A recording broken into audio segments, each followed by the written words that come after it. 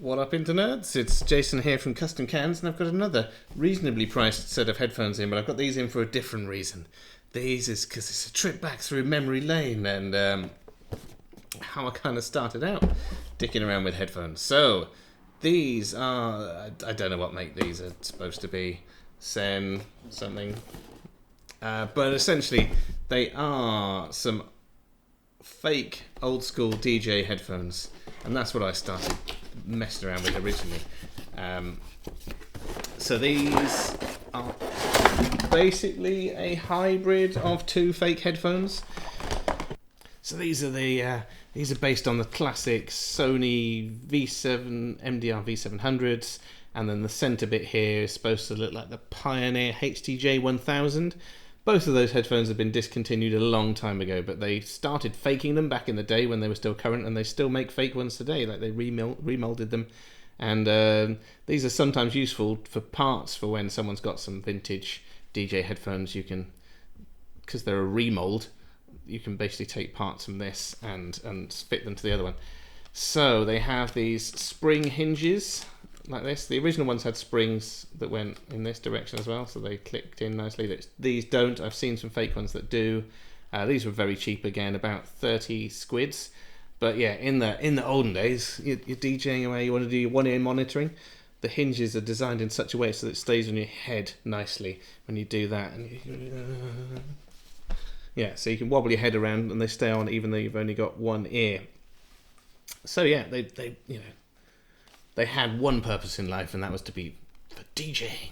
And then lots of clones and stuff. And even today, if you look up online, DJ headphones, there's a good chance that, you know, if it's like a clip art type thing, it will be based on the Sony V700, just because they were the business. You know, these days, it's all about the Sennheiser HD-25, which have got a slightly different approach to one-ear monitoring, so one ear swivels out the way. So again, you can do that. But again, that's down your head with only one ear attached. Yeah, but anyway, yes, I know these inside and out because this is what I used to do. I used to make loads and loads of custom Sony 700s, and I also used to mess with the fake ones as well, because you know the fake ones cost 20 quid probably, I think, shipped if I got them direct from the factory, whereas the Sony ones cost £120. So if someone just wanted something that looked fancy for a photo shoot, I'd be like, just get the fake ones and we'll paint them up and make them look cool. Whereas if someone was actually DJing, I'm like, oh yeah, you wanna have legit headphones.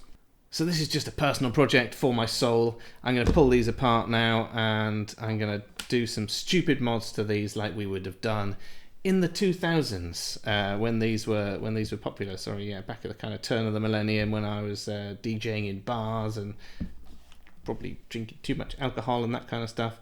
Just looking at these, and yeah, you can see where they've had a problem with the remold here. It's a little bit lumpy and bumpy. The plastics on the original Sonys were much nicer than on these fakes. The Sonys just felt really good. They did used to break after a while because these hinges are very complicated. They got a lot of moving parts and tiny springs and stuff like that.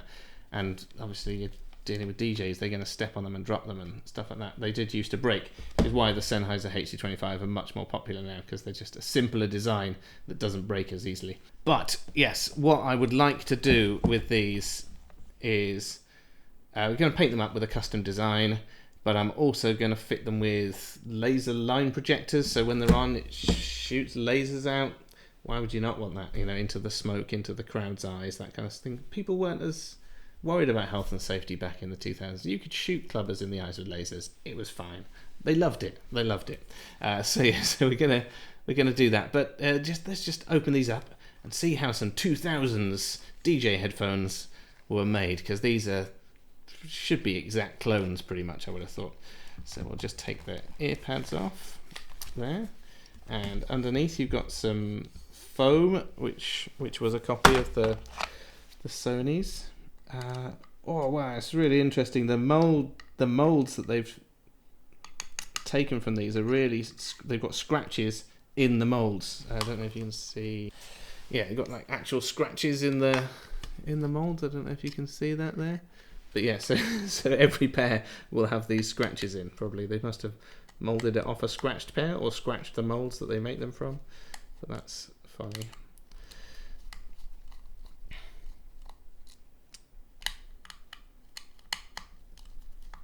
So originally these had a 53mm driver, I think, for the dirty DJ bass. Oh no, that's well, it probably is a 53mm driver, but the magnet on the back is much smaller than the real Sonys. This is where I first learnt tuning as well. I found out that you could poke holes in the back of these and give them a bit more bass, or close up the holes and give them a bit less bass. It's kind of on the actual original Sonys that I started out this career, so it's quite interesting. Yeah, it's well scabby in there. Right, so next layer, 4 Phillips screws, so all good chunky screws.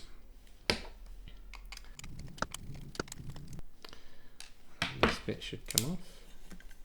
There we go, and then we got this spring here, and a cam inside a cam attached to the end of the arm there, which presses on this spring, which gives it the spring up and down, which is what helped it stay on your head. So yeah, so a lot of, you know, like the Teardown style ones, it's just floppy. Like most headphones, it's floppy. These ones had a spring, which helped it locate. So that's quite interesting. Get that spring out. Sorry, I'm trying to design some headbands for headphones at the moment, so stealing any ideas I can. It's just interesting to go back to the olden days. So that bit pops out, and then different fake ones would have different bits in there. So this one, so you could get a Sony one, or this one looked like a Pioneer. But the beauty is this whole section is it comes off, and it's empty. Nothing needs to go in there. So that's why we used to fit lights and LEDs and lasers and stuff. So if you can fit it all in there, then it's just a separate little module that you can pop out, and you're not going to damage the rest of the headphones. So that is what we're going to do with these. I'm going to fit some lasers or something stupid inside that. We might 3D, now the age of 3D printing, when I used to mod these with 3D printing was outside the cost of something that we could have done. But now I might be able to 3D print something cool that goes in there with the lasers and the batteries, and probably make it rechargeable. It'd be quite a fun project. So yeah, so get subscribed for that. I'm not going to do it in this video. I'm just going to pull them apart initially. Then I'm going to work on the mods for them. But yes, it's nice to go back to the... Oh, these aren't screwed in. Oh. On the original ones, they had a little screw, and they've got the screw hole in here on the cam, but obviously to save money, they've not bothered screwing it in place, which is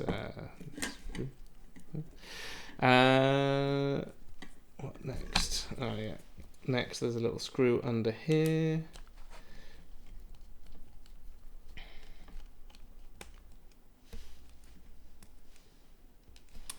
And then this bit gets out. It's funny, this is another thing, you know, they copied these at the time because they sold like hotcakes, and they were, you know, premium at the time. Like in 2000s, £120 for a pair of headphones was quite a lot, especially for a budding DJ. I think I bought the Sennheiser HD-280, which is what I started out on. You know, they were like 70 quid, and I thought they were pretty expensive. Is this going to come out? Oh, they glued it or something. Oh no, we're releasing. But yeah, anyway, what I was going to say was, it's just interesting that they bothered copying these. So, you know, they just remolded them and copied them, because it's quite complicated. You know, if you're Sony and you're charging £120, you can have loads of pieces. If you're trying to smash these out for 20 or 30 quid, I'm surprised that they stuck with the complexity. This back part here, yeah, it adds a bit of rigidity, but it could have been done away with. No, I'm not going to pull that off because that's going to break. But yes, it's, and then you would just kind of squeeze this ring and bend the arm slightly, and that would come off. So again, when we're painting it, you can paint this a different colour from the rest. It gave it a nice look. Oh, it's bringing back some memories. I haven't. It's got to be 10 years since I did a pair of Sony V700s. So. Yeah, so that's, yeah, I'm not going to pull this bit apart because it's filled with a million springs that will just spring and springen.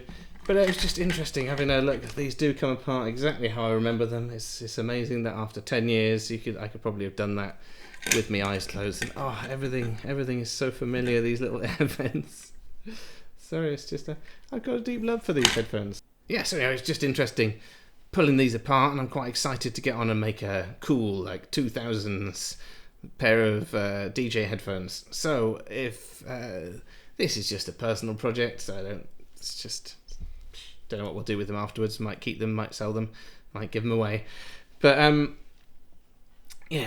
thinking some kind of crazy 2000s paint job, and then we'll add some LEDs or lasers or something to the back of these. We made all kinds of stupid stuff back in the days. I remember making like a